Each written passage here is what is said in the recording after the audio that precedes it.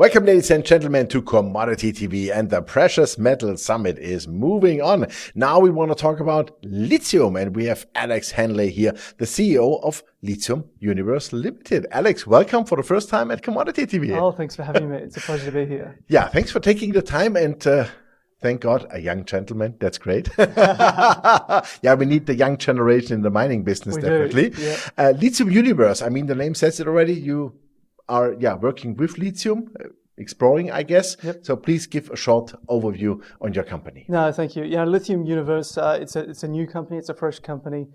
We've assembled a skill set which is quite unparalleled in the junior sector. Mm-hmm. We're calling them the Lithium Dream Team. It's comprised of Iggy Tan. He's our chairman.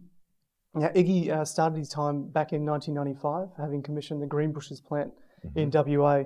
He then went on to spearhead Galaxy Resources as managing director from what was about a $10 million market cap to about $2.5 billion at merger with Orocobre.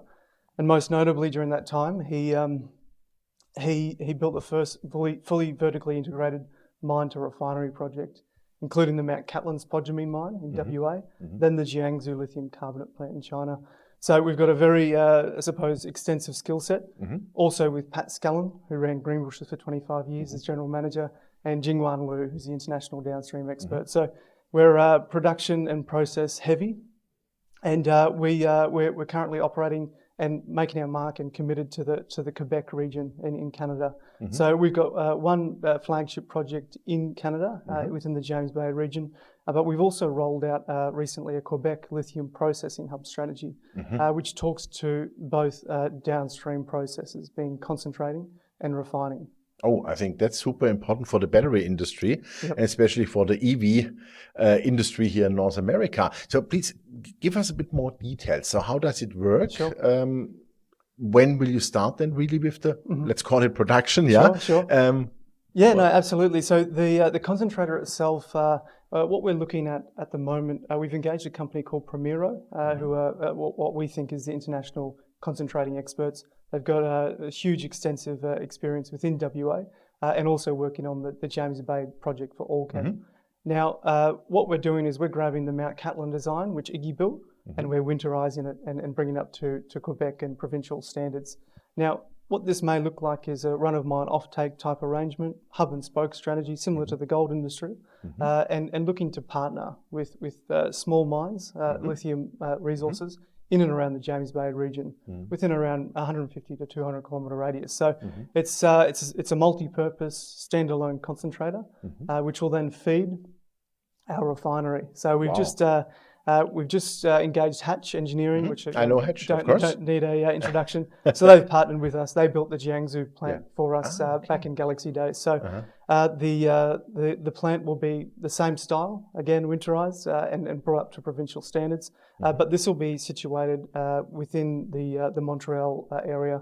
We're currently in advanced discussions for a plot with all the right utilities, hydropower, and all the right logistics, highway, rail, port infrastructure. So we're really committed. We're hoping to have a DFS level study for both of these plants by the end of 2024. So end of next year already. The yeah, DFS. that's right. Oh, that's interesting. We know what we want. We've already got the design. It's just a matter of now aligning it with the environment in Quebec. Okay, so let's assume you have the DFS ready, the parameters are fine, stay on the conservative side. Sure. What would that mean, let's say, capital-wise, on the one hand? Just an estimate. I know it's way too early, but to give us an idea. And secondly, when do you think you will have the first product? Sure. Yeah, big question. So, because the market is waiting for that. Well, and it's a huge opportunity, right? Yeah. So we've got what I would think an overweight or currently bursting resource sector up in the James Bay region with about 500 million tonnes of plus 1%, resources coming online within the next couple of years, right? Now, there's a very hungry gigafactories, battery manufacturers on the eastern seaboard of North America. Same here. Exactly. So there's no refineries. There's no refineries in North America. Yeah. So we're actually going to start downstream first and work our way upstream. So the refinery for us is our focus. We will be, as I said, go to the DFS by the end of next year. In terms of financing for the refinery, Iggy delivered the same project back in 2012 for 120 million US.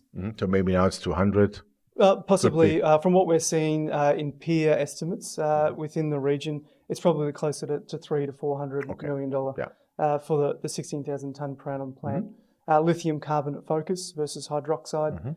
We think, well, one, we've got the skill set in lithium carbonate, but we actually see an investment justification going forward with the, I suppose, the introduction and trend towards LFP batteries. Lithium carbonate being that preferred feedstock for the LFPs. So that's interesting. Okay, super. And I could imagine that when you have the DFS ready, or maybe already, I could imagine that the battery makers and the car makers are already knocking at the door. We're not there yet. As I said, we're a fresh company. We don't want to be tied to anyone just yet. We want to sort of see ourselves as more as a merchant, private facility at this stage. But we're talking to a few strategic partners at the moment to understand the viability and feasibility of securing that feedstock, both intake and offtake.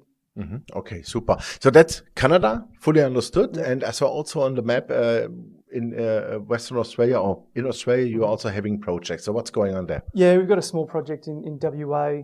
It's right next to Mount Marion and Bald Hill. These are both lithium mines, and it's an early stage exploration asset. Similarly, down in Tasmania, we've got a rare earth project there, but all focus for us is in Canada. We've got another project over in Ontario, which is quite interesting. But our focus currently is all within the processing, the Quebec lithium processing hub strategy, and rolling that out. Okay, super. Yep. Who are your major shareholders? What is management skin in the game here? Yeah. So our major shareholder is a gentleman who vended our exploration projects in initially. He holds about 30% of the company. We've got a very close, I suppose, circle of investors, high net worths that probably hold about 60% of the company currently. Skin in the game, myself and the board and the executive management team all came in on the recent IPO about maybe plus 16 weeks ago. We all got scaled back by ourselves, but we'll be looking to add those performance shares with these critical milestones in the near future. So it's we're there, we're committed, and we've got the team to do it. Fantastic, super, Alex. Thank you very much. All the best. I think it's a great idea because you said it. The real thing is we are missing refineries. Absolutely. We need to have the ready chemical product that could really be used in all the batteries. I think you are doing the right stuff. Yeah, absolutely. Super. Me too. Thank you very much.